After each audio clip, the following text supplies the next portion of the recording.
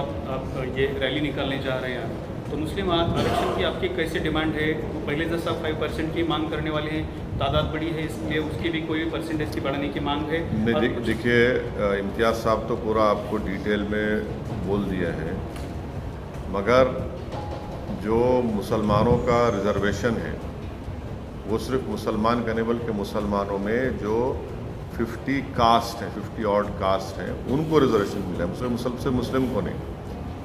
और उनका social educational backwardness prove हो चुका है महमूद रहमान कमेटी की रिपोर्ट से, और दूसरा जो एनएसएसओ का डेटा है जिसको हाई कोर्ट ने माना है।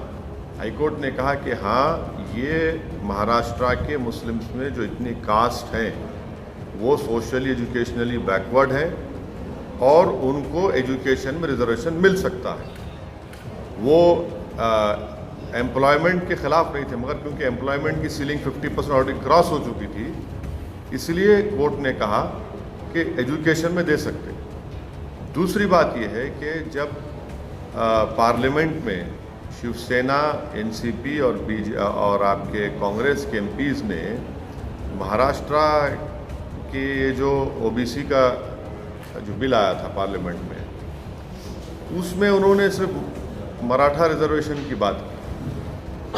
हम उनको याद दिलाना चाह रहे कि आप जब मराठा की बात कर रहे, जिसको सुप्रीम कोर्ट ने उनके सोशल एजुकेशनल बैकवर्डनेस को सुप्रीम कोर्ट ने एक्सेप्ट नहीं किया, नंबर 1 पॉइंट, बल्कि महाराष्ट्र के मुसलमानों का वो कास्ट का social educational backwardness high court ने एक्सेप्ट किया।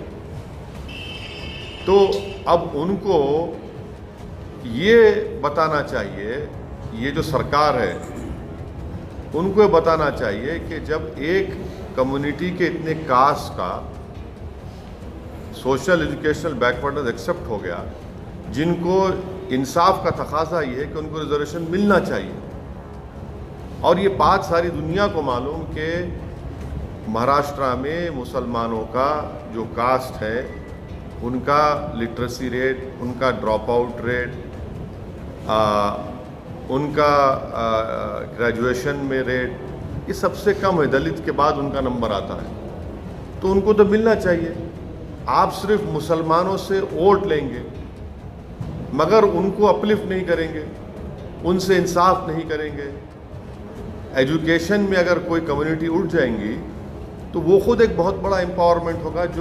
ये जो मौजूदा सरकार है वो कंप्लीटली महाराष्ट्र के मुस्लिम्स के एम्पावरमेंट के लिए काम नहीं कर रही है। और एक अहम बात यह है कि आपको याद होगा कि जब महाराष्ट्र के विधानसभा के चुनाव चल रहे थे तो उस वक्त एमआईएम पार्टी पर एनसीपी और कांग्रेस ये कहकर वोट ले रहे थे कि मजलिस को वोट मत दो, असदुद्दीन ओवैसी या इम्तियाज़ जलील या एमआईएम के लीडर्स के बात में मत आओ, वरना अगर तुम वोट दोगे तो शिवसेना और बीजेपी को फ़ायदा होगा। चुनाव होने के बाद अचानक ये तीनों मिलकर एक दूसरे से शादी कर लेते, निकाह कर लेते। ये कौन सा सेकुलरिज्म है? ये कौन सा सेकुलरिज्म है? आप तो महाराष्ट्र की जनता को धोखा दिए, स्पेशली महाराष्ट्र के मुसलमानों को धोखा दिया। आप मुझे मेरा डर दिलाकर, एमआईएम का खौफ दिलाकर आपने वोट तो बटोर लिया मगर जाकर झोली में डाल दिया शिवसेना के। तो ये इनकी हिपोक्रेसी है। मगर आज हम जो डिसाइड करें इसका डिसाइड करें, और 27 तारीख की मीटिंग होगी नवंबर में इंशाल्लाह। मगर एमआईएम पार्टी ये सरकार से इमीडिएटली डिमांड करती है कि महाराष्ट्र के मुस्लिम्स को रिजर्वेशन जो हाई कोर्ट ने क्लियर कर दिया उसको दिया जाए, इमीडिएटली दिया जाए। उसको आपको रोकने की ज़रूरत नहीं है। अगर आप सच्चे हैं, अगर आप सिंसियर हैं अपनी बात में, तो इसको इम्प्लीमेंट करिए।